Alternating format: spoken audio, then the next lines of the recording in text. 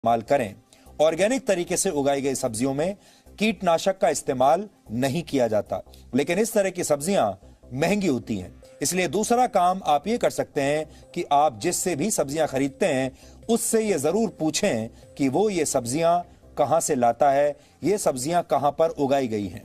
थोड़ी सी जांच के बाद आपको ये पता चल जाएगा कि ये सब्जियां प्रदूषित नदियों के किनारे उगाई गई हैं या नहीं।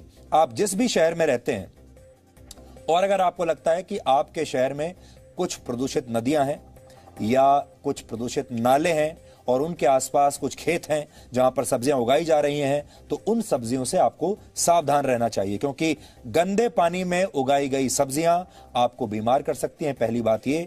और जहां ज्यादा केमिकल्स का इस्तेमाल हुआ है वो भी आपके शरीर को नुकसान पहुंचा सकता है। एक काम आप ये भी कर सकते हैं, अगर आपके घर पर छत है तो आप अपने घर की छत पर ही ज्यादा से ज्यादा सब्जियां उगाने की कोशिश कर सकते हैं। यह संभव है। हालांकि यह प्रक्रिया आसान नहीं होगी और इसमें थोड़ा सा खर्चा भी आएगा, लेकिन अगर आप थोड़ी सी मेहनत कर सकते हैं तो आप जहरीली सब्जियां खाने से हमेशा के लिए बच जाएंगे। इसलिए अगर आपके घर में थोड़ा सा भी स्पेस है या अगर आपके घर पर छत है तो उसका प्रयोग कीजिए। सब्जियां आपके घर तक पहुंचने की प्रक्रिया के दौरान भी दूषित हो जाती हैं। उन्हें खाना भी आपके स्वास्थ्य के लिए हानिकारक होता है। इसलिए आप सब्जियों को पकाने से पहले उन्हें काफी देर तक और अच्छी तरह से धोएं। आप चाहें तो इन सब्जियों को कुछ देर के लिए नमक के पानी में डुबोकर रख सकते हैं। इससे सब्जियों पर चिपके कई हानिकारक तत्व अलग हो जाएंगे, छूट जाएंगे। आप सब्जियों को छीलकर उसे पानी और बेकिंग सोडा से भी धो सकते हैं। सब्जियों को धोते हुए गर्म पानी का इस्तेमाल करें, इससे सब्जियों पर लगी गंदगी आसानी से साफ हो सकती है। सबसे ज्यादा जरूरी है कि सरकारें इस दिशा में जरूरी कदम उठाएं। नदियों को प्रदूषण मुक्त किया जाए और जब तक ऐसा नहीं हो जाता तब तक दूषित नदियों के पानी से खेती करने पर पूरी तरह रोक लगाई जाए। सरकार चाहे तो किसानों को कीटनाशक के इस्तेमाल से बचने की सलाह दे सकती है। इसके लिए सरकारों को किसानों को यह समझाना पड़ेगा कि वो कैसे बिना कीटनाशक के अपनी सब्जियों को सुरक्षित रख सकते हैं।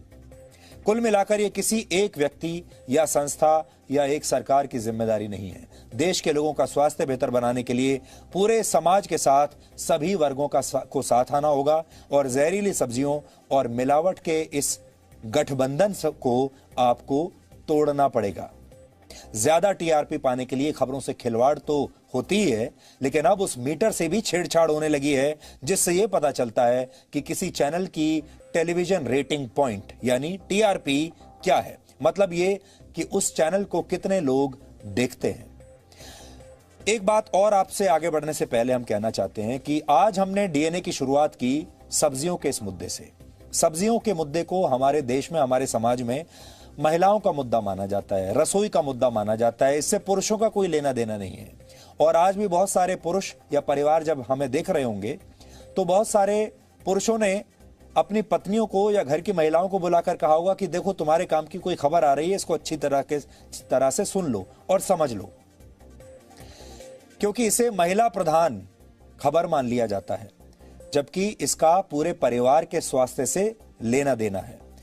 और फिर आपने यह भी नोट किया होगा कि न्यूज चैनल्स पर, खासतौर पर प्राइम टाइम पर, कौन सा ऐसा प्राइम टाइम शो है जो सब्जियों के मुद्दे से शुरुआत करेगा या जो सब्जियों की खबर को पहली हेडलाइन बना लेगा।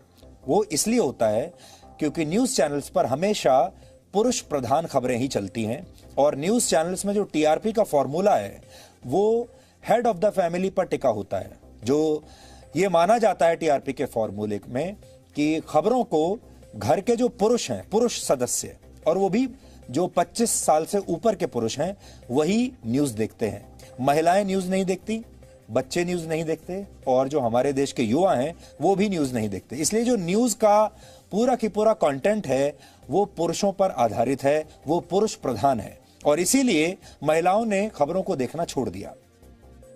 यही सबसे बड़ी चुनौती है। कल मुंबई पुलिस ने एक प्रेस कॉन्फ्रेंस करके बताया था कि चैनलों की, न्यूज चैनल्स की जो रेटिंग होती है उसमें घोटाला हो रहा है। इस मामले में रिपब्लिक टीवी समेत 3 चैनलों का नाम सामने आया था। बाद में एक बात और सामने आई जो कि कल मुंबई पुलिस ने नहीं बताई थी, या समझ लीजिए कि शायद छिपा ली थी। और वो बात यह थी कि इस मामले की शिकायत में इंडिया टुडे टीवी का नाम था। लेकिन यह बात कल मुंबई पुलिस ने बताई नहीं। मुंबई पुलिस ने उसका नाम अपनी प्रेस कॉन्फ्रेंस में लिया नहीं। आज हमने मुंबई पुलिस से औपचारिक रूप से यह पूछा कि इस पूरे मामले में किस किस के नाम हैं, और मुंबई पुलिस ने हमें एक स्पष्टीकरण दिया है जो हम आपके सामने आज रखना चाहते हैं। जी न्यूज ने कभी आपको भटकाने की कोशिश नहीं की, जो सच है वही बताया है। तो अब एक सच ये भी सुन लीजिए। मुंबई पुलिस ने हमें बताया, उनका बयान मैं आपको पढ़कर बता रहा हूं। उन्होंने लिखा है, हमें मिली शिकायत में इंडिया टुडे टीवी का नाम लिया गया था। जब हमने एफआईआर दर्ज करके जांच शुरू की तो इंडिया टुडे टीवी के खिलाफ कोई सबूत नहीं मिला, लेकिन जांच के दौरान हमें रिपब्लिक टीवी के साथ 2 और चैनल, बॉक्स सिनेमा और फक्त मराठी, यानी कुल मिलाकर 3 चैनलों के खिलाफ सबूत मिले। बॉक्स सिनेमा और फक्त मराठी चैनल से जुड़े 2 लोगों की गिरफ्तारी हो चुकी है, जबकि तीसरे चैनल यानी रिपब्लिक टीवी को लेकर आगे की जांच जारी है। तो आज जब मुंबई पुलिस से हमने ये पूछा, स्पष्टीकरण मांगा, क्योंकि कल रात तक जो खबरें आ रही थी वो अपुष्ट खबरें आ रही थी, और हम आपके सामने वही खबरें दे सकते हैं जो पुष्ट हों। तो पुष्ट खबर यह है कि इसमें घोटाले में जब शिकायत आई थी तो शिकायत में और एफआईआर में इंडिया टुडे टीवी का ही नाम था, लेकिन जांच में वो नाम बाहर निकल गया। टीआरपी घोटाले की इस खबर में जितने भी पक्ष हैं, सबके अपने अपने दावे हैं, लेकिन हर कोई सच का अपना अपना संस्करण सुना रहा है। जैसे हमारे देश में 400 न्यूज चैनल हैं और हर खबर के 400 अलग अलग सच के संस्करण हवा में घूमते रहते हैं। हर चैनल आपको यही कहता है कि वही सच बता रहा है, और हर चैनल आपको यही कहता है कि इंसाफ के लिए वही लड़ाई लड़ रहा है। हर चैनल एक दूसरे को दोषी बताने में भी जुटा हुआ है इस समय। इस सब के बीच तथ्य और सत्य कहीं दबकर रह गए हैं। सारे देश के न्यूज चैनल्स अब आपस में लड़ रहे हैं और जो बड़ी बात है उसे शायद भूल गए हैं। जो बड़ी बात है वो है हमारे देश के दर्शकों के साथ, यानी आपके साथ होने वाला धोखा।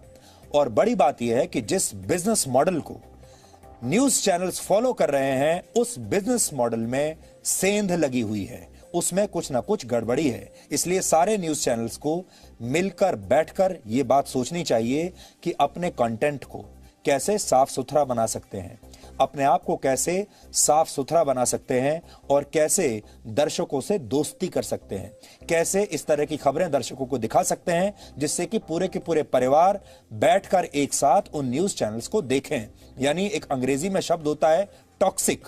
सारे न्यूज चैनल्स को मिलकर इस बात पर बहस करनी चाहिए, आपस में आत्ममंथन करना चाहिए कि अपने आप को टॉक्सिक बनाने से कैसे रोकें, अपने आप को कम जहरीला कैसे बनाएं, और अपने आप को इतना सम्मानजनक कैसे। Yes, good evening all, welcome to our insulin resistance workshop में आप सभी का स्वागत है। सबसे पहले हमको क्या करना है, हमको जिसने इनवाइट किया है, हमने जिसको इनवाइट किया है उन सबको एक मैसेज देना है कि भाई वर्कशॉप चालू हो गया है, लिंक लाइव हो गई है, तो आप ज्वाइन कर दीजिए। अगर किसी के पास जूम का फैसिलिटी नहीं है तो हमारा यूट्यूब भी लाइव हो गया है, तो उनको वो लिंक दे दीजिएगा और हमारा प्रोग्राम शुरू करना है, तो पहले ये कर दीजिए। और मेरा नाम मयंक है, बाय बैकग्राउंड मैं लॉजिस्टिक कंपनी में काम करता था, और खराब खाने पीने की वजह से मेरी भी हालत खराब हो गई थी।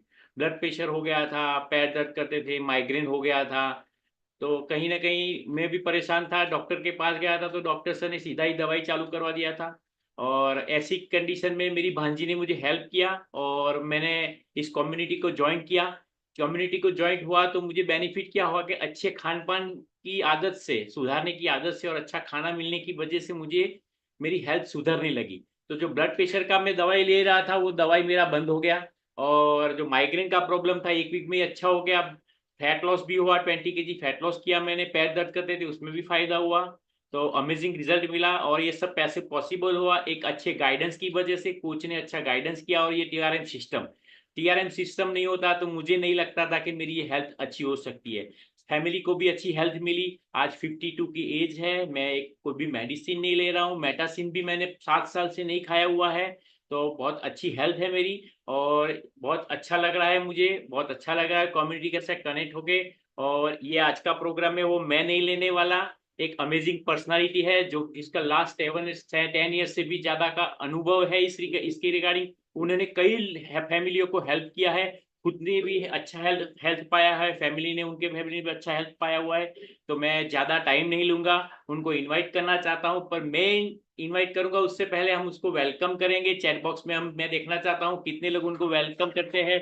वेलकम करना चाहता हूँ और वेलकम करना चाहता हूँ। साथ में मैं सबको लिखिए वेलकम, और BOI ब्रिंगिंग ऑन BOI करके लिखिए। तो मैं वेलकम करना चाहता हूँ मिस्टर जगत भावसार सर को, जिन्होंने लास्ट 10 ईयर से कई लोगों को कल सर वेलकम, आइए और अपना पार्ट लीजिए। वेलकम Yes, thank you जगत so sir. much, Mayank sir, and good evening, everyone, and welcome to our amazing workshop on insulin resistance. आप सभी का स्वागत है, and I hope सभी लोग जहाँ भी है सेफ एंड सुरक्षित हेल्दी फील कर रहे हैं। एंड आई होप आज की ये सेशन में काफी सारा इंफॉर्मेशन, जैसे मयंक सर ने बताया अपना जर्नी, कहीं ना कुछ चैलेंजेस से वो जूझ रहे थे, और बिकॉज ऑफ दिस कम्युनिटी उनकी हेल्थ में एक पॉजिटिव बदलाव आया। एंड आई एम श्योर आने वाले 45-50 मिनट्स अगर आप अटेंटिव रहे तो यहाँ से जाते टाइम आपको भी एक बहुत ही बढ़िया ट्रांसफॉर्मेशन अपनी हेल्थ में आने वाले 2 महीने 3 महीने में मिलता हुआ आप देख पाएंगे। बिकॉज यहाँ पे ऐसी जर्नी तो हम शेयर करेंगे और काफी सारे हेल्थ के रिगार्डिंग हम बातचीत करेंगे, जिससे हमारा ओवरऑल वेलबींग तो इम्प्रूव होगा, साथ में कुछ गलत हैबिट अगर हम फॉलो कर रहे हैं तो उसे भी करेक्ट करने का हमें एक इन्फ्लुएंस मिलेगा। बिकॉज हमें नहीं पता है कई बार कि हम कुछ गलत कर रहे हैं, पर ये सेशन में ये सभी चीज आपको यहाँ से क्लियरिटी मिलेगी। सो आई होप काफी सारे लोग अलग अलग जगह से यहाँ जुड़े होंगे। तो यहाँ प्लीज आप चैट बॉक्स में लिखिए आप कहाँ से जुड़े हैं, आप कौन से सिटी से जुड़े हैं, जरूर से आप चैट बॉक्स में लिखिए तो हमें पता चले। और आप जो भी पार्टिसिपेंट्स है अराउंड 400+, तो आप सभी को भी पता चले। Because of this online community हम अलग अलग जगह पे सेम टाइम पे कनेक्ट हो सकते हैं, और कनेक्ट होने के साथ साथ एक ही जो हमारा मिशन है ओवरऑल हमें हेल्थ से इम्प्रूवमेंट लाना है, उसके रिगार्डिंग हम इम्प्रूवमेंट ला सकते हैं। राइट। तो आज का बहुत सारे लोग, यस अमेजिंग, खंभात, अहमदाबाद, सुरेंद्र नगर, सिद्धपुर और गोधरा, वाह, गांधीनगर, जोधपुर। सो अलग अलग डिफरेंट डिफरेंट सिटीज से यहाँ पे लोग जुड़ चुके हैं, झारखंड से भी जुड़े हैं। आप में से कुछ ऐसे भी होंगे जो, यस हाँ, सौराष्ट्र रीजन से भी जुड़े हैं, बहुत बढ़िया, भुज कच्छ से भी जुड़े हैं। तो ऑल कनेक्टेड काफी सारे, हम झारखंड, मध्य प्रदेश, राजस्थान, गुजरात, मुंबई से भी कुछ लोग हैं। सो अनबिलीवेबल, काफी सारे पोर्शन से हमारे बीच में लोग हैं। ये सभी लोग हम एक साथ यहाँ पे क्यों जुड़े हैं, दुबई से भी जुड़े हैं, वाह, अवंती जी है हमारे साथ जो दुबई से जुड़े हुए हैं, अनबिलीवेबल। राजकुमार जी है जो दिल्ली से जुड़े हैं। So welcome everyone. First of all अब हम अपने आप के लिए क्लैप करेंगे कि हमने कुछ ना कुछ हमारे बिजी शेड्यूल में से एक छोटा सा टाइम निकाला, जिससे हम हमारी हेल्थ को इम्प्रूव कर पाए। वाह। तो इसे हम इस हिसाब से देखेंगे। आज की डेट में काफी सारे लोगों को हेल्थ के बारे में इम्प्रूवमेंट लाना होता है, तो उसके लिए ज्यादातर लोग क्या करते हैं, हम भी क्या करते हैं, हम अपना डॉक्टर या अपना जो भी कुछ कोच है खुद बन जाते हैं, और खुद के हिसाब से काफी सारा ऑनलाइन सर्च करते हैं, बहुत कुछ ऐसा पता करते हैं और उसे फॉलो करते हैं।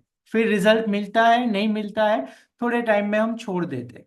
ऐसा क्यों होता है? बिकॉज ज्यादातर जगह पे हम किसी का सपोर्ट मिस करते हैं, और वो सपोर्ट होता है एक दूसरे का, जहाँ पे कम्युनिटी होती है। जैसे हम स्कूल में जाते हैं तो स्कूल में काफी सारे बच्चे एक साथ पढ़ते हैं, हम खुद हमारे बच्चों को पढ़ा सकते हैं पर हम स्कूल में भेजते हैं। उसका रीजन होता है कि काफी सारे लोग एक साथ जुड़ के एक ही मिशन के साथ, एक ही इंटेंशन के साथ अगर हम आगे बढ़ते हैं तो हमें बेस्ट पॉसिबल आउटकम मिलता है, हमारा स्टडी इंप्रूव होता है। तो आज ये जो कम्युनिटी है उसमें भी यही चीज आपको यहाँ पे देखने को मिलेगा कि इतने सारे लोग यहाँ पे जुड़े हैं। तो बाद में अल्टीमेटली क्या होगा, हम सभी लोग एक दूसरे को मोटिवेट करेंगे अपने अपने गोल की तरफ। और यहाँ पे ये कम्युनिटी का लास्ट में जो 5 मिनट 10 मिनट्स में जो अनाउंसमेंट होने वाला है, उसे आप मिस मत करिएगा, बिकॉज वहां पे और ज्यादा क्लैरिटी आएगी। राइट। तो ओवरऑल काफी अराउंड 521 जो लोग जुड़ चुके हैं। तो यहाँ पे मैं मेरा जो ये पार्ट है इंसुलिन रेजिस्टेंस के बारे में, उससे पहले मेरा छोटा सा इंट्रोडक्शन मैं देना चाहूंगा, जिससे आप मुझे कनेक्ट कर पाए और हम ये सेशन को मोर और लेस इंटरेक्टिव बनाएंगे। आई होप मेरा आवाज आ रहा है। अगर किसी को आवाज नहीं आ रहा है तो वो रिकनेक्ट हो जाए। आवाज यहाँ पे कंप्लीट है एज पर yes sir, computer. Complete. Yes, thank you. तो मैं अपने बारे में यहाँ पे शेयर करना चाहूँगा। मेरा नाम जगत भावसार है। बैकग्राउंड से मैं एक हेल्थ कोच हूँ। पिछले 11 साल से हम ये कम्युनिटी के साथ जुड़े हुए हैं, और जुड़ने का मेन रीज़न था कि हम ओवरवेट कंडीशन से जूझ रहे थे। हम यानी मैं और मेरी वाइफ दोनों ओवरवेट कंडीशन से जूझ रहे थे। काफ़ी सारा मैंने खुद के लिए ट्रांसफॉर्मेशन करने का कुछ ना कुछ एफर्ट्स डाला था, पर कुछ ठोस रिजल्ट नहीं मिला। ओवरवेट कंडीशन में 10th में था, तब भी अराउंड 80 केजी का था। तो मुझे ऐसा लगता था कि मैं ओवरवेट ही हूँ, मेरा कभी ट्रांसफॉर्मेशन हो नहीं सकता, वजन कम नहीं हो सकता है। पर साथ में मेरी हैबिट कुछ ऐसी थी जिसके कारण मैं ग्रेजुअली ओवरवेट हुआ। टाइमली खाना पीना नहीं, किसी भी टाइम पे मैं खाता पीता रहता था, और बहुत सारी जगह पे मेरा ट्रैवलिंग रहता था, और ट्रैवलिंग के दरमियान मैं जो नमकीन वगैरह होता है, जंक फूड होता है, वो ज़्यादा इंटेक करता था। कई बार रात को लेट तक जगना होता था, वहां पे लेट नाइट डिनर, किसी भी टाइम पे खाना खाता था। तो वो सब चीजों के कारण मेरा हेल्थ डिटोरिएट होता था, और एट द एज ऑफ 28 मुझे हाई ब्लड प्रेशर भी डिटेक्ट हुआ। तो आप सोच सकते हैं 20s की एज में अगर हार्ट डिसीज हो गया है तो बहुत सारा स्कैरी होता है। आज से 10-11 साल पहले इतना नॉर्मल नहीं था जो आज की डेट में हम फेस कर रहे हैं। काफी सारी जगह पे हम सुन रहे हैं कि कम उम्र में लोगों को हार्ट अटैक आया। पहले इतना 10-11 साल पहले इतना कॉमन नहीं था। तो उस टाइम पे जब मेरा ऐसा चैलेंजेस हुआ, मुझे ऐसा लगा कि यहाँ से मुझे वापस आना है। खुद के तरीके से मैंने बहुत कुछ ट्राई किया वजन कम करने के लिए, कुछ भी ठोस रिजल्ट नहीं मिला, बिकॉज इंसुलिन रेजिस्टेंस या कस्टमाइज न्यूट्रिशन क्या होता है, कोच का गाइडेंस क्या होता है, वो पता नहीं था। पर यहाँ पे थैंक्स टू दिस कम्युनिटी मैंने यहाँ पे एसएमएस प्रोग्राम जो हमारे फ्यूल का होता है वो फॉलो करना चालू किया। हेल्दी एक्टिव लाइफस्टाइल को फॉलो किया। मेरा डाइजेस्टिव हेल्थ और स्लीप इंप्रूव हुआ। साथ में मेरा 2 महीने में 11 KG, total 15 KG fat loss हुआ। और पिछले 10 साल से भी ज्यादा टाइम से इसे हम मेंटेन कर रहे हैं, और अमेजिंग फील कर रहे हैं। आज एट द एज ऑफ 41 मैं काफी ज्यादा हेल्दी फील कर रहा हूँ, और ओवरऑल पहले जो हेल्थ था उससे मैं इम्प्रूव पा रहा हूँ। राइट, तो उसके पीछे का रीजन था right guidance and right community से जुड़ने का। मेन हमें ये बेनिफिट हुआ। तो यहाँ पे जो भी लोग जुड़े हैं, आप में से मैं कुछ सवाल पूछूंगा। आप जरूर से, अगर आपको वो कोरिलेट होता है तो आप यस लिख सकते हैं, मी लिख सकते हैं। तो मुझे पता चलेगा कि यस, मैं राइट क्राउड से बात कर रहा हूँ, जिनको इंसुलिन रेजिस्टेंस के बारे में सही मायने में जानने की जरूरत है। बिकॉज ये चैलेंजेस वो लोग फेस कर रहे हैं, और आने वाले 2 महीने 3 महीने में काफी सारा इंप्रूवमेंट वो पाना चाहते हैं। आप में से काफी सारे लोग ऐसे होंगे जिनको पूरे दिन थकावट सी महसूस होती होगी। आप पूरे दिन थकावट महसूस करते हो, तो जरूर से यहाँ पे लिखिएगा। आप में से कुछ लोग ऐसे भी होंगे जिनको स्वीट क्रेविंग होता होगा आफ्टर मील। खाना खाने के बाद स्वीट क्रेविंग होता है। अगर आप मुझे रिलेट कर रहे हैं, मुझे तो यहाँ पे चैट बॉक्स में जरूर से रिस्पॉन्ड करिएगा। आप में से कुछ लोग ऐसे हैं जिनको खाना खाने के बाद ज्यादा टायर्डनेस या लेजीनेस फील होता है। अगर यस तो यहाँ पे मी लिख सकते हैं, यस लिख सकते हैं।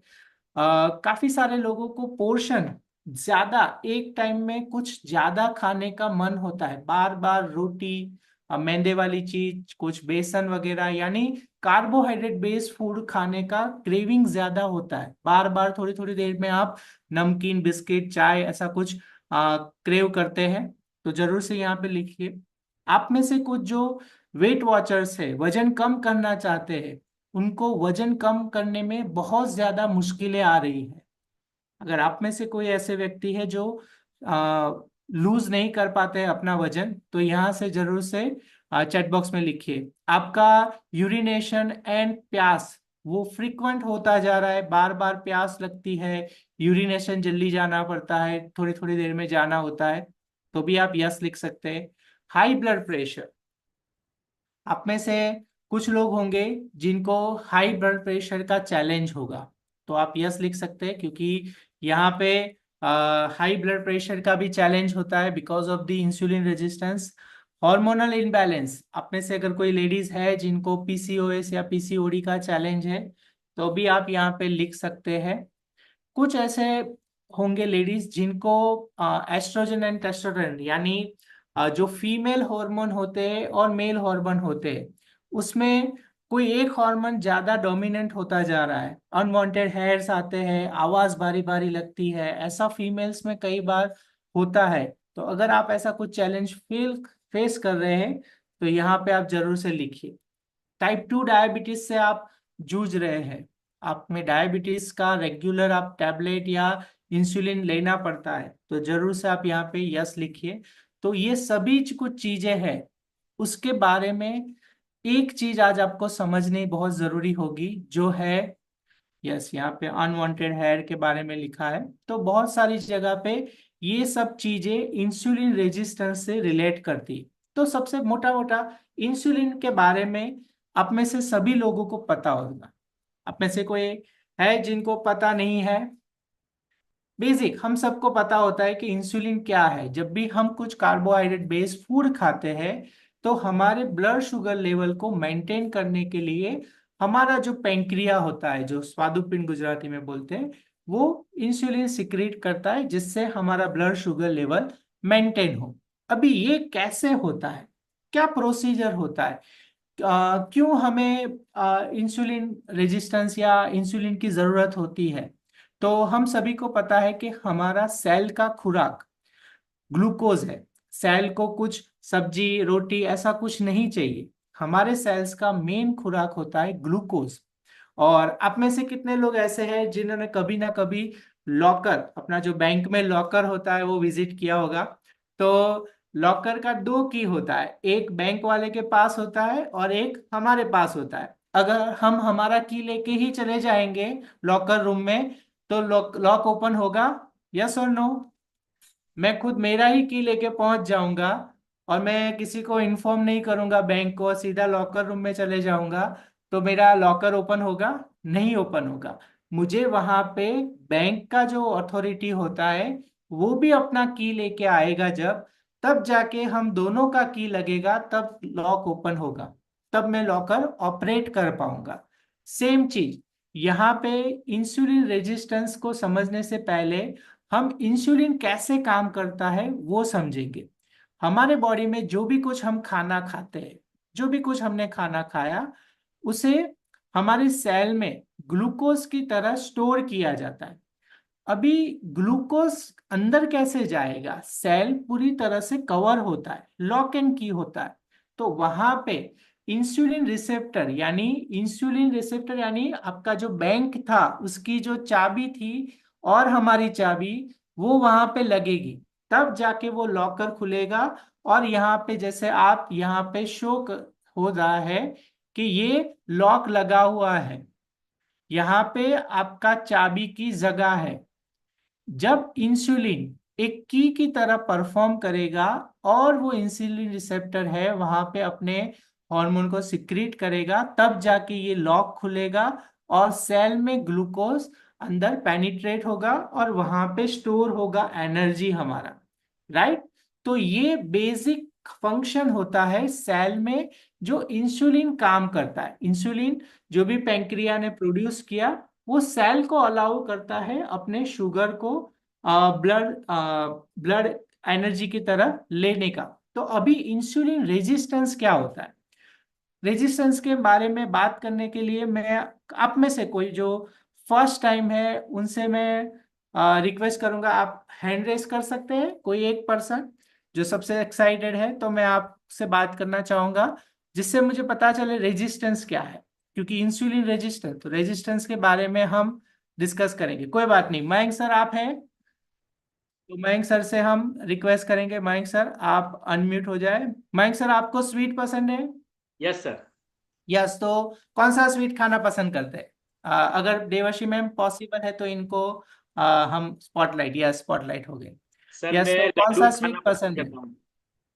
लड्डू खाना पसंद करता हूँ। लड्डू खाना पसंद है, वाह। तो आपको भी, जो यहाँ पे पार्टिसिपेंट है, आपको भी कोई स्वीट खाना पसंद है तो यहाँ पे आप लिखिए यस। तो मयंक सर, एक बार में कितने लड्डू खा सकते हैं आप? 3-4 खा सकता हूँ सर। 3-4 खा सकते हैं। अगर 3-4 खा लिए और अभी और सिर्फ एक ही पड़ा है तो खाएंगे? सर ऐसा लगेगा कि पूरा नहीं, मजा नहीं आएगा तो नहीं तो खाऊंगा, खा या लेंगे, फिर हाँ। और खा लेंगे, वाह। हाँ। सो एक एग्जांपल देते हैं। आपको 5 लड्डू खाने का मन हुआ, आपने 5 लड्डू खा लिया। अभी आप ये कम्युनिटी का पार्ट नहीं है, बिफोर की बात कर रहा हूं। और आपको दिन में 2-3 बार 4 बार लड्डू खाने को मिले, तो आप पूरा दिन लड्डू ही खाते हैं, तो सेकंड डे लड्डू खाने का मन होगा? नहीं सर, नॉर्मली नहीं होता है। नहीं होगा ना। क्यों? क्योंकि ऑलरेडी आपने बहुत सारा कुछ कंज्यूम कर लिया, तो आपको वो मन नहीं होगा। तो दैट मीन्स आप लड्डू को रेजिस्ट कर रहे हैं, अभी मुझे लड्डू नहीं खाना है, बिकॉज मेरा जो कैपेसिटी है वो कंप्लीट हो गया। तो इंसुलिन रेजिस्टेंस यानी क्या? Thank you Mayank sir, thank you. So insulin resistance यानी क्या? जब भी हमारा बॉडी इंसुलिन रेजिस्ट क्यों करता है? क्योंकि जो अननेसेसरी हमारे बॉडी में जो भी कुछ रिक्वायरमेंट था, उससे ज्यादा अगर हम रेगुलर बेस पे शुगर को स्टोर करते रहेंगे इन फॉर्म ऑफ एनर्जी, हम ग्लूकोज को स्टोर करते रहेंगे, तो हमारे सेल्स का एक लिमिटेशन होता है। वो सेल्स का एक कैपेसिटी होगा। जैसे कोई एक रूम होता है, वहां पे आपका स्टोरेज होगा। जैसे आप वो ऊपर जो स्टोरेज बना हुआ रहता है, सेल्फ होता है, उसका एक कैपेसिटी होता है, स्टोरेज कैपेसिटी। आपके कब्बड़ का स्टोरेज कैपेसिटी है। आप अंदर कपड़े, जो भी कुछ चीजें हैं, अंदर भरते जाए, एक सर्टेन लेवल के बाद वहां पे आप एक्स्ट्रा स्टोर नहीं कर पाएंगे और वो दरवाजा बंद नहीं होगा। फिर क्या करेंगे? आप एक बार उसे भर देंगे और कैसे भी करके वो दरवाजे को बंद कर देंगे, ठीक है। फिर कोई और कपड़ा ला के हम वहां पे रखते हैं और फिर वो दरवाजे में स्टोर करना चाहेंगे, तो दरवाजा स्टोर कर पाएगा? यानी कब्बड़ स्टोर कर पाएगा? नहीं कर पाएगा। उसके पीछे का रीजन है कि उसका कैपेसिटी फुल हो गया। सेम चीज हमारा बॉडी इंसुलिन रेजिस्टेंट कब होता है? जब कोई भी कंडीशन में बॉडी का जो सेल होता है वो इंसुलिन के प्रति, वो जब भी वो लॉक करना चाहेगा, दरवाजा ओपन करना चाहेगा, वो दरवाजा ओपन नहीं होगा, तब हमारे बॉडी में कॉम्प्लिकेशन होगी। और वो कॉम्प्लिकेशन क्या होते हैं? हमारे बॉडी में जो इंसुलिन ब्लड स्ट्रीम में बैठता रहेगा, वो अलग अलग हमारी जो सिस्टम होती है वहां पे चला जाएगा। फॉर एग्जाम्पल, वो चला जाएगा हमारी डाइजेस्टिव सिस्टम में, वहां पे हमारी पाचन क्रिया को, यानी पाचन क्रिया को डिस्टर्ब करेगा, हमें कॉन्स्टिपेशन, ब्लोटिंग, ये सब चीजों करने के इन्फ्लुएंस करेगा। हमारे लीवर फंक्शनिंग को डैमेज करेगा, जिससे हमारी बॉडी में से जो टॉक्सिन निकलता है वो प्रोसेस में कुछ ना कुछ बाधा डालेगा। वो लेडीज में ओवरीज में चले जाएगा, जो एक्स्ट्रा इंसुलिन है, जिसके कारण एग एक फर्टिलाइज होता है, 2 हो जाएंगे, मल्टीपल एग्स को वो बैलेंस बिगाड़ देगा। साथ में कई बार वहां पे एस्ट्रोजन एंड टेस्टोस्टेरोन, जो दोनों हार्मोन होता है, उसे बैलेंस नहीं रखेगा। कई बार क्या होगा कि फीमेल में मेल हार्मोन ज्यादा पैदा होने लगेंगे, जिससे कारण उनका रिप्रोडक्टिव सिस्टम वीक हो जाएगा। काफी सारी बार उनको पीसीओएस, पीसीओडी का प्रॉब्लम होगा, वहां पे उनको बेबी कंसीव करना है तो प्रॉब्लम होगा, टाइमली पीरियड साइकिल नहीं आएगी। तो ये सब चैलेंज होगा जब ज्यादा मात्रा में फ्री इंसुलिन रहता है। अभी हम इसके बारे में आज चर्चा क्यों कर रहे हैं? आज यहाँ पे हम ये सब चीजों का डिस्कशन क्यों कर रहे हैं?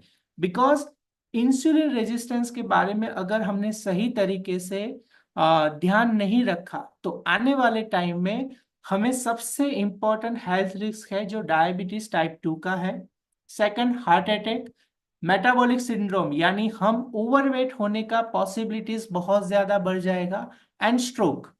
ये सभी चीज होने का प्रॉब्लम हमें 100% बढ़ेगा। तो उसके कारण हमें क्या ध्यान रखना है? अभी ज्यादातर लोगों में कुछ ना कुछ बार बार खाने की हैबिट होती है, राइट? एग्री करते हैं? बार बार थोड़ी थोड़ी देर में खाने की हैबिट होती है। और काफी सारी जगह पे तो हमें मिसगाइड किया जाता है कि दिन में 3 से 4 बार आपको स्नैकिंग करना चाहिए। मेन मील तो है, ब्रेकफास्ट, लंच, डिनर तो है ही, पर 2-3 बार स्नैकिंग भी करना चाहिए। यानी हमें और ज्यादा कैलोरी कंजप्शन के लिए गाइड किया जाता है, जो गलत है। और शायद काफी सारी बार बार बार खाने से हमें ये चैलेंज भी होता है कि हमारा एपेटाइट कब होता है, भूख कब लगती है, उसका अंदाज ही नहीं आता है। और इसी के कारण हम हमारा वजन लूज नहीं कर पाते हैं। काफी सारा एक्सरसाइज, डाइट फॉलो करने के बावजूद भी हमारा ट्रांसफॉर्मेशन नहीं होता है। तो ये सब चैलेंज के साथ अभी ये समझना है कि ये इंसुलिन रेजिस्टेंस मेरी लाइफ में आया कैसे। तो कुछ चैलेंजेस हम फेस करते हैं। जैसे यहाँ पे मैं आपको बताना चाहूंगा, ज्यादातर इंसुलिन रेजिस्टेंस कहाँ से आता है। जनरली जेनेटिक्स, हमारे जो प्राइमरी जो पेरेंट्स होते हैं, यानी आपके मदर या आपके फादर, दोनों की साइड में से कोई उनके पेरेंट्स में से कोई ऐसा होता है जिनको डायबिटीज का चैलेंज होगा, तो पॉसिबिलिटीज है कि जेनेटिकली हमें भी डायबिटीज हो सकता है। सेकंड, ओबे सीडेंट्री लाइफस्टाइल। आज के डेट में ज्यादातर लोग बैठे हुए ही पूरा दिन पसार करते हैं। हम फिजिकली एक्टिव नहीं होते। काफी सारा चैलेंज हमें इसकी वजह से होता है, जो हम बैठे बैठे ही हमारा पूरा काम, लैपटॉप है, गैजेट्स है, शायद ऑफिस में भी हमारा डेस्कटॉप जॉब होता है, बहुत सारा हमारा फिजिकल एक्टिविटी हम एलिमिनेट करते हैं। उसकी वजह से क्या होता है, इंसुलिन रेजिस्टेंस होने का चांस रहता है। Second, obesity. अगर हमारा वजन जरूरत से ज्यादा है, जो आपकी हाइट के मुताबिक होना चाहिए, उससे ज्यादा है, तो भी चैलेंज होता है। जिन जिन पर्सन्स को हार्मोनल इम्बैलेंस होता है, उनको भी इंसुलिन रेजिस्टेंस होने का पॉसिबिलिटीज है। सर्टेन काइंड ऑफ मेडिकेशन, अगर हम रेगुलरली दवाइयाँ ले रहे हैं, चाहे कोई भी तरीके का पेन किलर हो, कोई डिसीज का हो, उसका एडवर्स इफेक्ट भी होता है, जिसके कारण हमारे ये चैलेंजेस बढ़ सकती है। और हमारा जो डाइट, हम जो भी कुछ पूरे दिन में खाना पीना लेते हैं, वो अगर अनहेल्दी डाइट है, मोर जंक फूड, मोर अनहेल्दी फूड है, तो भी हमें ये चैलेंज हो सकता है। तो इंसुलिन रेजिस्टेंस के बारे में तो जाना कि ये कहाँ से आता है, पर अभी मेन है कि ये सभी चीजों में मुझे ये चैलेंजेस हो सकता है मेरी लाइफ में क्या, और मैं चेंजेस लाऊं जिसकी वजह से मुझे ये चैलेंज नहीं आए। तो यहाँ पे मैं एक चीज और दिखाना चाहूंगा, क्योंकि काफी सारे लोगों को इसमें से भी कुछ ना कुछ होगा। इंसुलिन रेजिस्टेंस के कारण काफी सारी जगह पे ये सब चैलेंजेस देखे गए हैं। जो है, सबसे पहले है पीसीओएस, जो मैंने ऑलरेडी बताया। हम लीवर के ऊपर, फैटी लीवर का प्रॉब्लम बहुत सारे लोगों का हम सुनते हैं, उसके पीछे भी इंसुलिन रेजिस्टेंस अफेक्ट करता है। जैसे हार्ट में जलन का प्रॉब्लम होता है, कई लोगों को खाना खाने के बाद हाथ में जलन जैसा महसूस होता है, तो उसके पीछे का रीजन क्या है, वहां पे भी ये इन्फ्लुएंस करता है। हमारे बॉडी में दो तरीके का जो कोलेस्ट्रॉल होता है, एचडीएल एंड एलडीएल। वहाँ जो लो एचडीएल का लेवल है, वो भी because of this insulin resistance. हमारी डाइजेस्टिव हेल्थ, जैसे मैंने आगे बताया, कॉन्स्टिपेशन, ब्लोटिंग, जो भी कुछ हमें फील हो रहा है, उसका रीजन भी हमारी पूरी सिस्टम को डिस्टर्ब करता है इंसुलिन। जो एक्सेस इंसुलिन हमारी ब्लड स्ट्रीम में घूमता रहता है, उसके कारण जो भी हार्ट रिलेटेड चैलेंज है, उसके पीछे भी। अभी ये इंसुलिन हमारा बढ़ा क्यों, कई बार सवाल आता है, बढ़ता क्यों है। तो सबसे पहले हम यहाँ पे और एक वॉलेंटियर से पूछेंगे। आ, कोई एक पर्सन एक्साइटेड है तो हैंड रेज कर सकते हैं। यहाँ पे कोई एक्साइटेड है, हैंड रेज कर सकते हैं, मैं उनसे पूछना चाहूंगा तो थोड़ा आसान रहेगा। यस, सजनी जी है, अगर उनका कैमरा ऑन है तो उनको अनम्यूट का रिक्वेस्ट भेज सकते हैं। हाँ, यस सजनी जी, गुड मॉर्निंग। हाँ, good evening, sorry. Good morning sir. Yes, आप कहाँ से बात कर रहे हैं। यस, सर मैं यहाँ पार्टी से बोल रही हूँ, अहमदाबाद। ओके, आप यहीं अहमदाबाद से हैं। ओके, मैं एक चीज आपको पूछना चाहूंगा, बिफोर आप ये कम्युनिटी का पार्ट बने, उससे पहले आप दिन में कितनी बार मील लेते थे। और सर ऐसा तो मतलब कोई फिक्स नहीं रहता था। सुबह का नाश्ता, ब्रेकफास्ट। फिर लंच। ब्रेकफास्ट, फिर लंच, और फिर 4 बजे फिर से नाश्ता, और फिर रात को डिनर। और बीच में ओके। अगर कुछ ऐसा लगे कुछ खाना है तो फिर वो हो जाता है। यस, ओके, चलो, थैंक यू। जैसे सजनी जी ने बताया, नॉर्मली आप भी, अगर आपका भी शेड्यूल ऐसा है तो आप जरूर से यहाँ पे चैट बॉक्स में मी लिख सकते हैं। फॉर एग्जांपल, सजनी जी ने बताया वो मॉर्निंग में ब्रेकफास्ट करते हैं, आप अगर ब्रेकफास्ट करते हैं तो यस लिख सकते हैं। सेकंड सेकंड मील क्या होता है, जनरली ब्रेकफास्ट करने के बाद 10-11 बजे कुछ ना कुछ खाने का मन होता है, तो क्या होता है, चाय बिस्किट, ऑफिस में जाते हैं फिर से चाय वगैरह पीते हैं, तो वहां पे सेकंड टाइम कुछ ना कुछ हमने लिया। थर्ड टाइम हमारा लंच टाइम हो जाता है 1 से 2 बजे कंटिन्यू, तो तीसरी बार हमने कुछ ना कुछ फूड इंटेक किया। अगेन 4-5 बजे फिर से भूख लगती है। ज्यादातर लोगों को शाम को चाय पीने की, नाश्ता करने की हैबिट होती है। जो लोग वर्किंग है वो ऑलवेज कहीं ना कहीं जंक फूड खाते हुए या चाय की पटरी पे मिलेंगे, कुछ ना कुछ वो लोग चाय कॉफी इंजॉय कर रहे हैं। और रात को 7-8 बजे जनरली हमारा घर पे डिनर टाइम होता है, तो वहां पे भी डिनर करते हैं। अभी तो और एक ट्रेंड आ गया है कि रात को लोग लेट नाइट तक जगते हैं, और वहां पे भी 10-11 बजे आइसक्रीम या बाहर जाके कुछ नमकीन वगैरह या कुछ भी खाते हैं। दैट मीन्स दिन में 5 से 6 बार ऐसा कुछ ना कुछ खाना हुआ। अभी एक्चुअली हमारा blood sugar level normal range में होता है, और उसके बाद जब भी हम कुछ कार्बोहाइड्रेट बेस्ड फूड, यानी गेहूं चावल मैदे में से बनी हुई कोई चीज फूड इंटेक करते हैं, सिंपल कार्बोहाइड्रेट, तो ये ब्लड स्ट्रीम में जो शुगर होता है वो राइज करता है। और ये जब राइज होता है तब हमारे बॉडी में जो पैंक्रिया है वो एक्स्ट्रा शुगर को फैट में कन्वर्ट करती है, और वो नॉर्मल शुगर लेवल लाने का ट्राई करते हैं। तो उस दौरान अभी 3 से 4 बार दोपहर में लंच भी किया, उससे पहले भी चाय कॉफी पिया, शाम को भी चाय कॉफी, रात को डिनर, तो 3 से 4 बार हमने कुछ ना कुछ खाया, जिसकी वजह से इंसुलिन बार बार जनरेट हुआ, एक्स्ट्रा शुगर बनता रहा। अभी बॉडी में से सेल्स रिस्पॉन्सिव नहीं रहे, रिस्पॉन्स नहीं कर रहे इंसुलिन को, वो जगह नहीं ले रहे, स्टोरेज के लिए आने नहीं दे रहे, तो वो जो इंसुलिन प्रोड्यूस हो रहा है वो हमारी ब्लड स्ट्रीम में घूमता रहेगा। और ये ब्लड स्ट्रीम में घूमता रहता है, वो अलग अलग हमारी सिस्टम में घुसता है, और वहां पे बैलेंस बिगाड़ता है, और उसके काम में दखल अंदाजी करता है। जैसे हमारे बच्चे होते हैं, कई बार हम अभी घर से ऐसे काम करते हैं, हमारे बच्चों को छुट्टियां होती है तो सुबह के टाइम में वो ज्यादा एक्टिव होते हैं, बिकॉज वो स्कूल जाते हैं।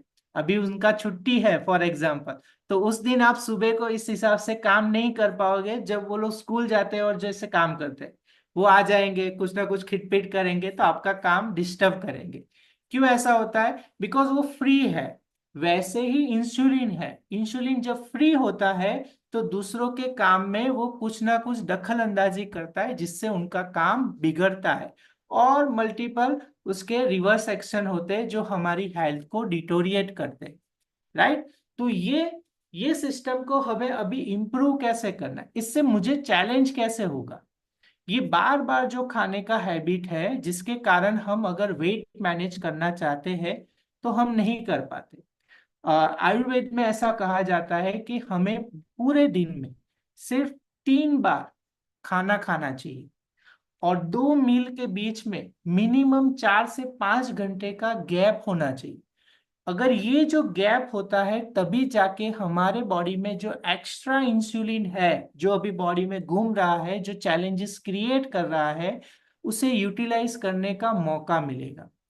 जब तक हम बार बार जो खाने का हैबिट है वो बंद नहीं करेंगे, तब तक हमारे बॉडी में कोई भी तरीके का वेट मैनेजमेंट या कोई भी डिसीज है उसे रिवर्स करने का पॉसिबिलिटीज नहीं होगा।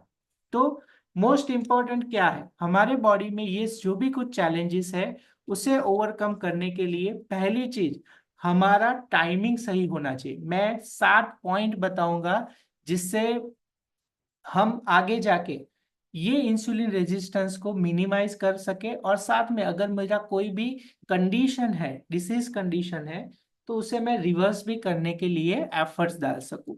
राइट? तो उसके लिए क्या करेंगे, सबसे पहले हमारा, एक सेकंड, यस, मेरा स्लाइड पे स्लाइड, ओके, तो सॉल्यूशन से पहले हम फिर से एक बार डिस्कस कर लेंगे। यहाँ पे कोई ऐसे हैं जिनको डायबिटीज का चैलेंज था? डायबिटीज का चैलेंज था, आपको यहाँ पे हैंड रेज करना आता है? आप हैंड रेज कर सकते हैं। अब में से कितने लोग ऐसे हैं जिनको डायबिटीज का चैलेंज था? मनीषा बहन है, फाल्गुनी, और कोई चैट बॉक्स में भी लिख रहे हैं, हितेश जी, ओके। बस दो ही लोग हैं जिनको डायबिटीज था यहाँ पे है। ओके, काफी सारे लोग होंगे। अभी एक और सवाल पूछता हूँ, आपका हैंड रेज रखिएगा। मैं एक और सवाल, आप में से कितने लोग हैं जिनको शुगर है? आप में से कितने लोग हैं जिनको शुगर है? अभी मुझे पता चल जाएगा कितने लोग सुन रहे हैं। आर के जैन जी ने ऐसे किया है, देखो, ऑलमोस्ट मेरे हिसाब से 50 लोगों को रिस्पॉन्स आया। पर एक बात अभी एकदम क्लियर कर लीजिए, हम सभी को शुगर होता है। शुगर कम ज्यादा नहीं होना चाहिए, वो चैलेंज है, बाकी शुगर हम सभी को होता है, राइट। और यहाँ पे फाल्गुनी जी है जिनसे हम बात करना चाहेंगे। और यस फाल्गुनी जी, अगर आप शेयर कर पाए तो आपको अनम्यूट का रिक्वेस्ट आएगा। Yes. Yes sir, good evening sir. Yes Falguni ji, आपके बारे में बताएं। आपको शुगर था तो टाइप 2 डायबिटीज था या टाइप 1 डायबिटीज है? सर टाइप 2 डायबिटीज था। टाइप 2 डायबिटीज है। और ये एक्चुअली हाँ कम्युनिटी सर। से जुड़ने से पहले डायबिटीज का अगर आप मेजर करते थे तो कितना रहता था? सर मुझे काफी ज्यादा रहता था, ऑन एन एवरेज वीक में एक दो बार 450 प्लस हो जाता था। तो 450 डॉक्टर प्लस? मुझे हमेशा यही कहते थे कि तू घूमती फिरती शुगर फैक्ट्री है। मुझे बहुत डांटते थे। और हमारे घर में हेरिडिटरी था, मेरी मदर को भी बहुत डायबिटीज था। तो बस वही था। और डॉक्टर तभी एक्चुअली डॉक्टर खुद बोलते थे कि आप तो 2-2 घंटे के बाद थोड़ा थोड़ा खाना खाओ करके, एक साथ में खाना मत खाओ। तो ये भी एक चैलेंज था मेरे लिए, लेकिन वो अभी पता चला कि ऐसा नहीं करना चाहिए था कम्युनिटी में आने के बाद। और सर मुझे मेरे कोच मिले तो उन्होंने मुझे एक बार बोला कि आप यहाँ पे जुड़ जाओ हमारी कम्युनिटी में, आपको सही में बहुत फायदा होगा। आपने आपकी टैबलेट या इंसुलिन क्या चल रहा था? टैबलेट चल रहा था तो और सर कितना अभी चल? कुछ भी नहीं चल रहा है एक्चुअली। पहले मेरी पहले पहले दो मेरी टेबलेट्स चालू थी सर, 2 टेबलेट मेरी डायबिटीज की चालू थी और एक थायराइड की टेबलेट चालू थी। और मेरा डायबिटीज कंटिन्यूअसली इतना ज्यादा रहता था, उसकी वजह से मेरा नर्वस सिस्टम थोड़ा खराब हो गया था। तो उसकी भी एक गोली मेरी चालू थी। लेकिन आज की ओके। तारीख में मेरी एक भी गोली चालू नहीं है, डॉक्टर के गाइडेंस से धीरे धीरे मैंने सब गोलियां मेरी बंद हो गई है।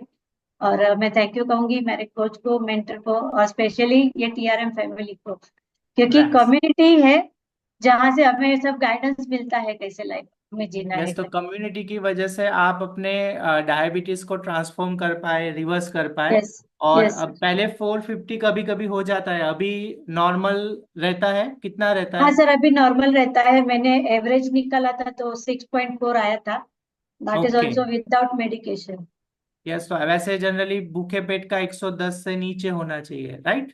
हाँ भूखे पेट का 100 के नीचे बोलते हैं, 100 के नीचे होना 100 चाहिए। 100, हाँ, तो अभी यस। कितना आता है वो चेक करवाया है तो? अच्छा मॉर्निंग का तो मैंने अभी उन्होंने बोला था कि अभी अब आप बार बार मत चेक करो। तो अभी मॉर्निंग का और फास्टिंग वगैरह बंद लास्ट किया चेक डॉक्टर ने कराया तो कहा इसके 100 लिए। से नीचे था? लेकिन एवरेज करवाया था तो वो एवरेज 137 से नीचे था, जो 140 का अपना जो लेवल रहता है उससे नीचे। मील के बाद का 140 से नीचे होना चाहिए, जो वो वाला एवरेज जो 130। HbA1c निकालते हैं ना सर, ओके। 3 ओके, चलो मंथ्स, ठीक है, दैट दैट मीन्स वाज। अभी कोई टैबलेट नहीं नहीं, चल रहा। नहीं वाओ, सर अभी कोई अमेजिंग चल। अमेजिंग, तो डायबिटीज को रिवर्स कर पाए। Congratulation once again yes. Falguni बहन। And thank you amazing sir. आपका जर्नी रहा। 450 शुगर लेवल रहता था, अभी नील हो गया। Amazing, thank you so yes. Much Falguni yes ji, thank you and sir. All the very best.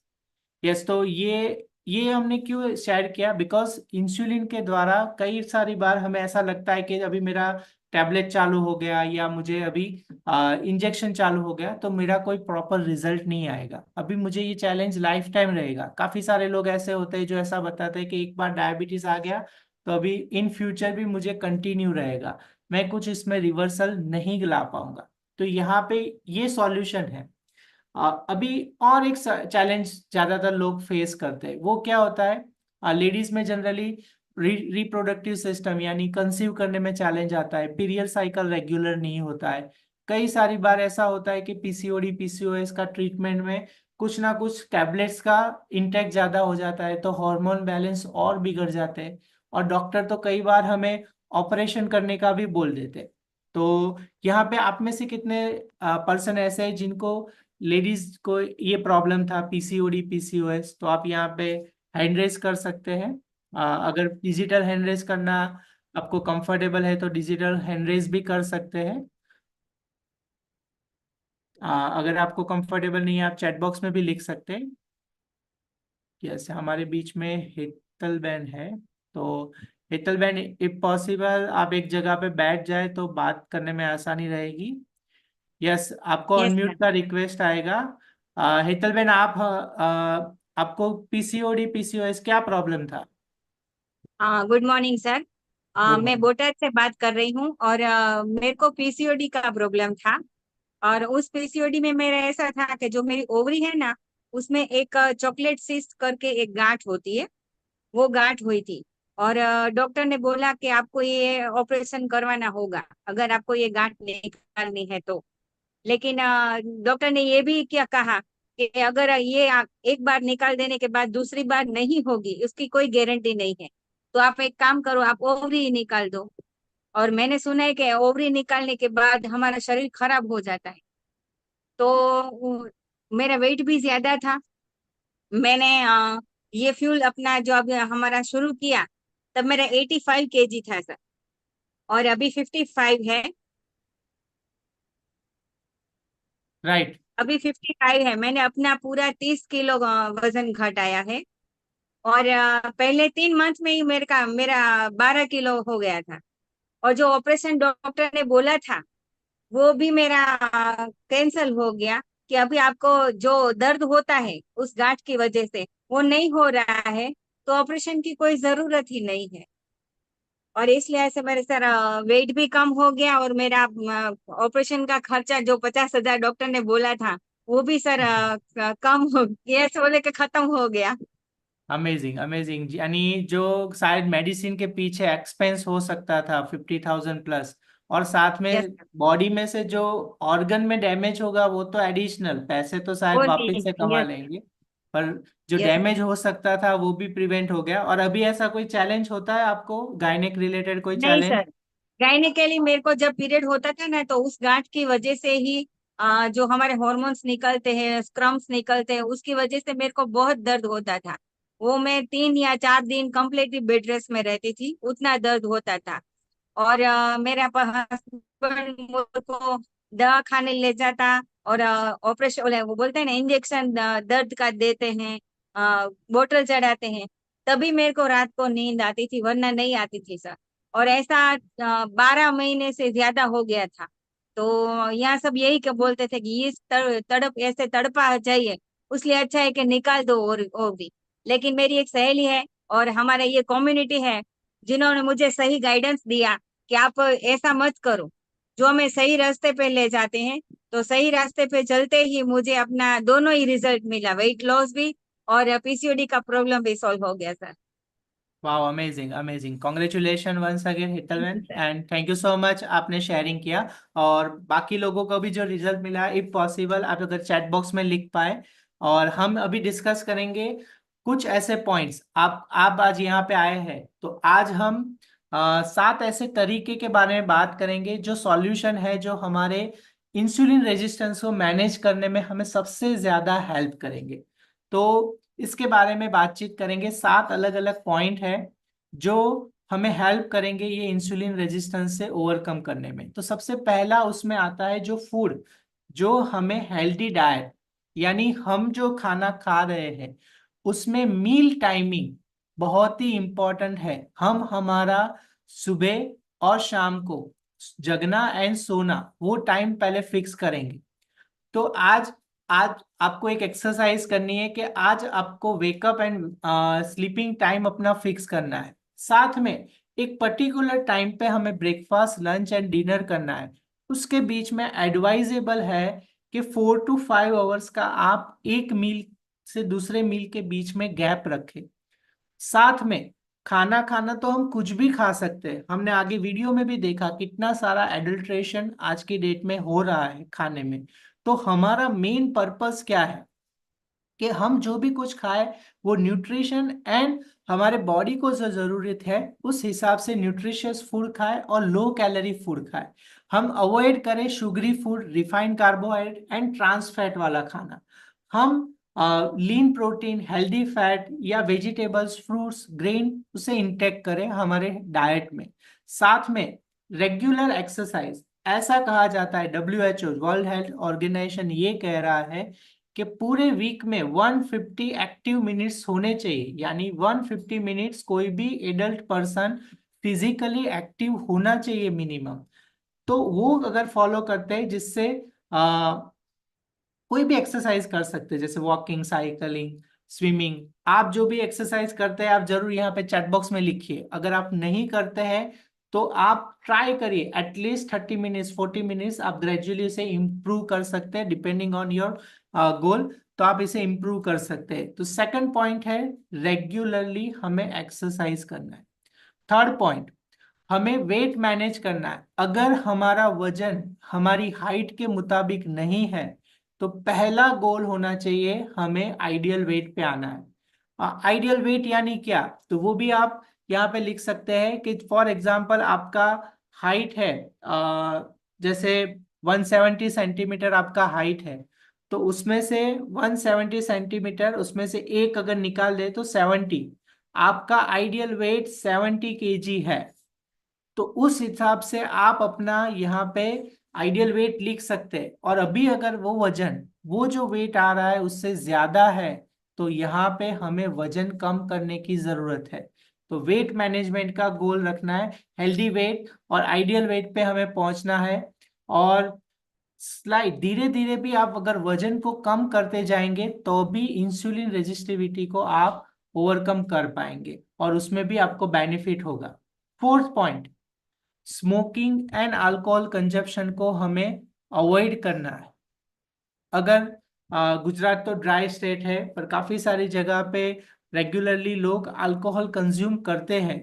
तो यहाँ अगर हमारा रेगुलर अगर हैबिट है अल्कोहल कंजप्शन का, तो भी हम इंसुलिन रेजिस्टेंस यानी शुगर, डायबिटीज होने का चांस बढ़ जाता है। बार बार ये हमारे बॉडी में इंसुलिन का जो एक्सेस प्रमाण है जो हमारा वेट कंट्रोल नहीं होने देगा और शायद ग्रेजुअली हमारा वेट पुट ऑन होगा और मल्टीपल डिसीज भी हो सकता है।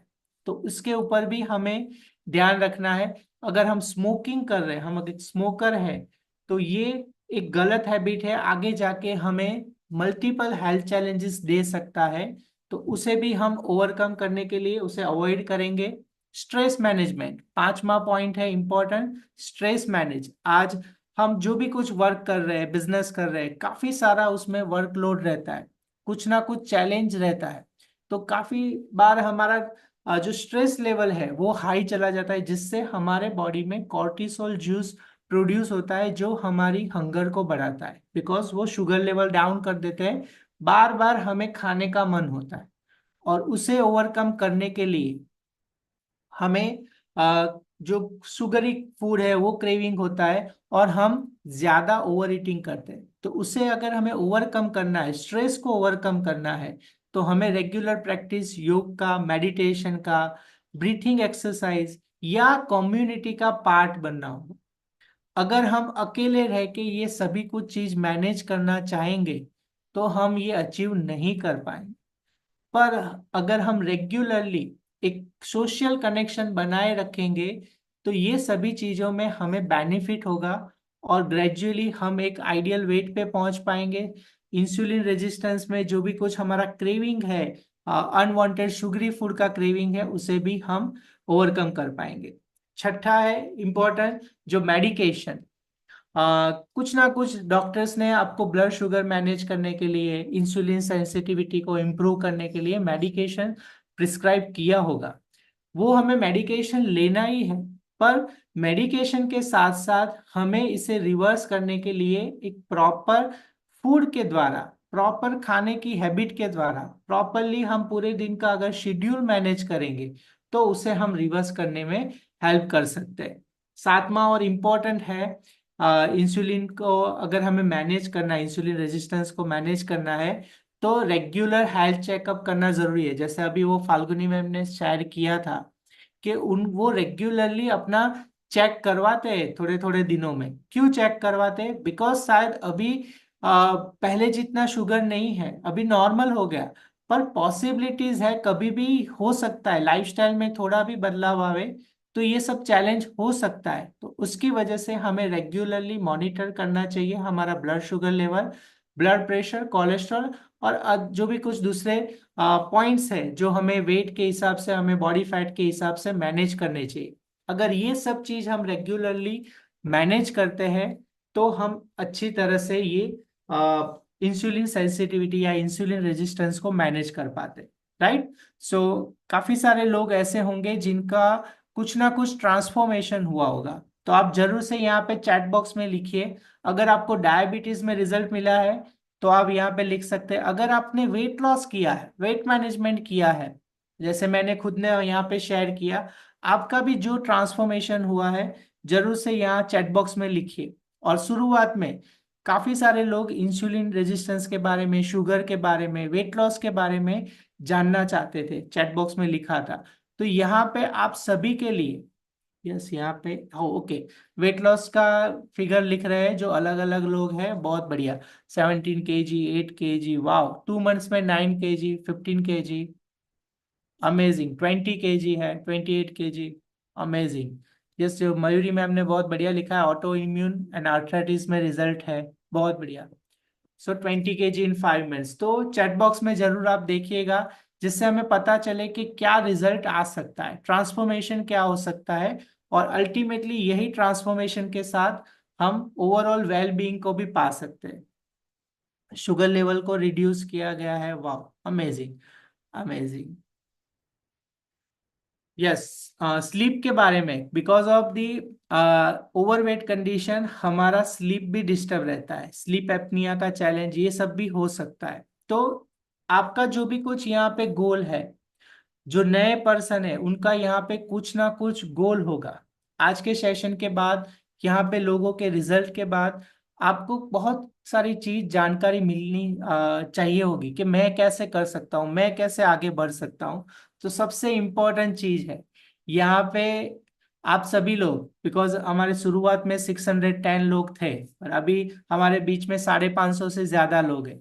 तो आप सभी के लिए बहुत ही बढ़िया, बहुत ही बढ़िया एक सरप्राइज है, जो आने वाले 3 दिनों के लिए आपको यहाँ पे फैसिलिटी दी जा रही है कि ये जो कम्युनिटी है, वो कम्युनिटी में आपको जिन्होंने आज का लिंक दिया है, वो पर्सन आपको नेक्स्ट 3 डेज के लिए हमारी कम्युनिटी का पार्ट बनने में ट्रायल देने के लिए हेल्प करेगा।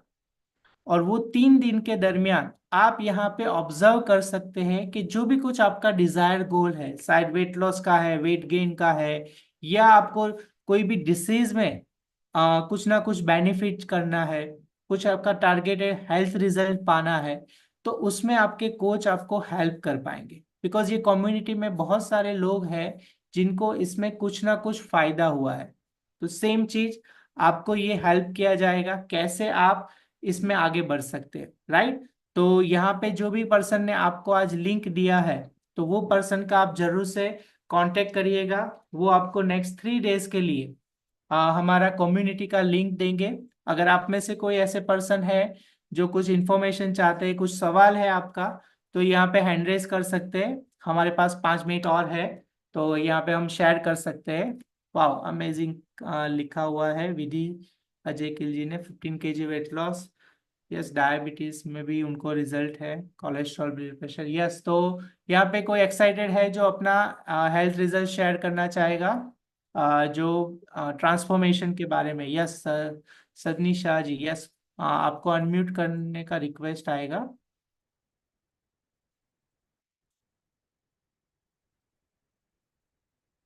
Yes, good good evening morning ma'am, sir. आपका रिजल्ट शेयर कर सकते हैं। आपको क्या रिजल्ट मिला है मैम?